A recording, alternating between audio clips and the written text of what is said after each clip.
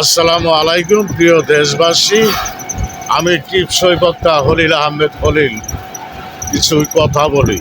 এখন যা শুনি বলে নারায়ে তাকবীর আল্লাহু আকবার, এই বলে শেষ করে দেই। আরে না, নারায়ে তাকবীর আল্লাহু আকবার, নারায়ে রিসালাত ইয়া রাসূলুল্লাহ সাল্লাল্লাহু আলাইহি ওয়াসাল্লাম। যতক্ষণ পর্যন্ত নবীজির উপর সালাম না বা দুরূদ না জানাইলে ততক্ষণ পর্যন্ত তোমার নারায়ে তাকবীর আল্লাহু আকবার সঠিক হবে না, যতক্ষণ পর্যন্ত নবীজির উপর দুরূদ না জানাবে। বাপ দাদার আমল থেকে শুনে আইছি। আর এখন আরও আরেক জাতের বক্তা বাইরেছে। কি বক্তা? লিল্লার বক্তা। লিল্লাহে তাকবীর আল্লাহু আকবার বলে। এই একজন হজ পড়তেছে, আরেকজন আসলে এইসব বলে। লিল্লার বক্তা বের হয়েছে। এইসব ছেড়ে দিয়ে তওবা পড়ে নবীর কালিমা পড়ে মুসলমান হও।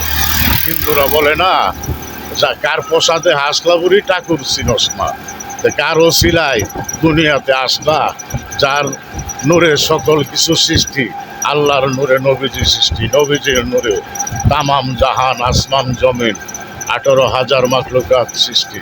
সেই নবীজির উপর দরুদ পড়তে তোমাদের কষ্ট হয়, তাই না? এইসব ছেড়ে দিয়ে মানুষ হয়ে যাও। আমার পরিচয় হলো আমি আল্লাহর বান্দা, নবীজির উম্মত। নবীজির উপর সবসময় ইয়াদ রাখবা, দরুদ করবা, আল্লাহর রাসূলের নাম কলবে সবসময় জপতে থাকবা, আর আল্লাহর জিকির করবা। আর এইসব ওয়াজ করে মানুষের কাছ থেকে ইসলাম উঠাইয়ে দিও না। আল্লাহর নবীকে যা খুশি তাই বলবো না, তাহলে দুনিয়াতেও শান্তি নেই, আখিরাতেও শান্তি নেই।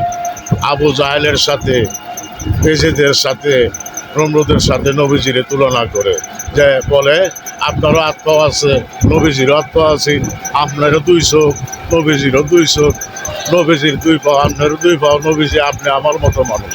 আরে নাফরমানের দলগণ, মানুষ সত্যকারের মানুষ কাফের হয়ে মরিস না, তাহলে দুনিয়া ও আখিরাত কিছুই পাবে না।